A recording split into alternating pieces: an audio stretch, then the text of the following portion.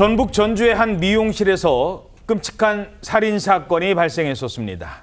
누군가 미용실 안으로 침입을 해서 이 미용실 주인을 살해하고 탈환한 겁니다. 그런데 이 피해자는 사건 당시에, 사망했을 당시에 임신 7개월 상태였습니다. 법원이 오늘 이 사건 범인에게 징역 40년 중형을 선고했습니다. 징역 40년. 어떤 사건이었을까요? 일단 범인의 정체가 밝혀지면서 정말 충격을 줬었습니다. 범인 누구였습니까? 네, 숨진 여성은 30대였는데요. 바로 전 남편인 잔혹하게 범행을 저질렀습니다. 지난 3월에 전주의 한 미용실이었는데요. CCTV 영상이 있습니다. 흰색 승용차에서 한 남성이 이렇게 미용실로 다가가서 차에서 곧 내리게 됩니다. 지난 3월에 저희도 전해드렸던 사건인데요. 지금 보시는 것처럼 이 남성이 차에서 내립니다. 그리고 미용실 안으로 들어가는데 이제 이 안의 상황은 CCTV에서는 보이지가 않습니다. 하지만 커튼이 마구 움직이는 장면이 포착이 되거든요. 그렇죠. 이게 바로 네, 이 안에서 몸싸움이 벌어졌다고 합니다. 이 남성은 이제 곧바로 또 차에서 다시 올라타서 도망을 가는데 이 남성이 미용실의 주인이었던 자신의 전처를 흉기로 휘둘렀습니다. 그런데 이 전처는 당시 임신 7개월의 임산부였고요. 이 휘둘린 흉기에 살해되고 말았습니다. 현장에 함께 있던 다른 남성도 이제 공격을 당했는데 남성은 이렇게 범행을 저지른 뒤에 차에 올라타고 급히 현장을 빠져나갔습니다. 예.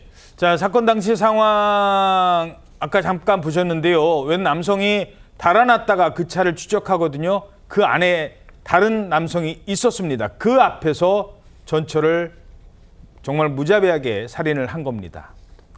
당시 주변 목격자들은 취재진에게 이런 말을 전했었다고 합니다. 이게 이런 비슷한 일이 한두 번이 아니었다고. 데리고 와서 죽인다고 이런 협박을 많이 했나 봐요. 평소에도 임신 7개월인 여성을 전처를 계속해서 찾아와 협박을 했다는 겁니다. 아니 대체 왜 그런 거예요? 그러니까 이제 그 이혼을 했어도 자기의 영향력에서 완전히 벗어나는 걸 원하지 않았던 것 같은데 그 범행 이유에 대해서 경찰한테 뭐라 그랬냐면 전처한테 남자친구가 생겨서 정말 관계가 끝났다는 생각에 범행했다. 이렇게 얘기했거든요.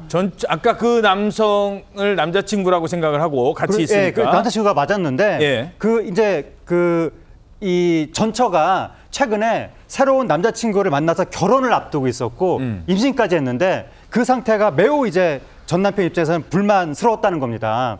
그리고 전처가 평소 자신의 언니한테 내가 곧 살해당할 것 같다.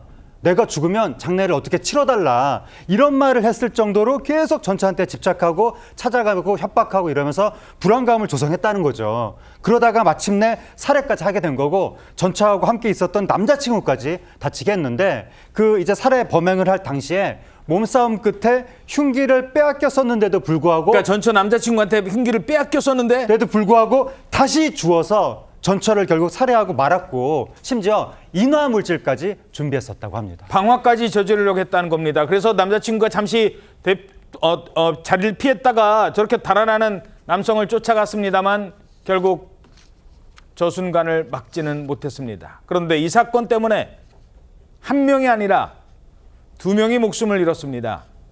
바로 임신 7개월 엄마와 그 뱃속의 아기는 그때만 해도 살아 있었어요.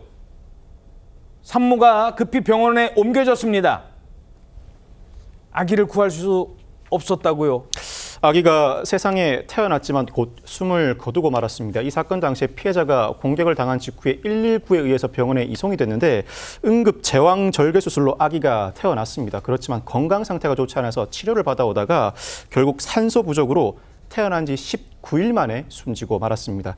사실 피고인이 재판 과정에서 범행 당시에는 임신한 걸 몰랐다고 주장했습니다. 그러자 유족이 말도 안 되는 소리라고 항변했는데 법원도 오늘 이 점을 지적했습니다. 7개월이나 됐는데 어떻게 몰라요? 치밀하게 범행을 준비한 점, 범행 수법이 잔인한 점, 아기의 생명도 잃게 된 점 등을 종합해서 징역 40년을 선고했습니다.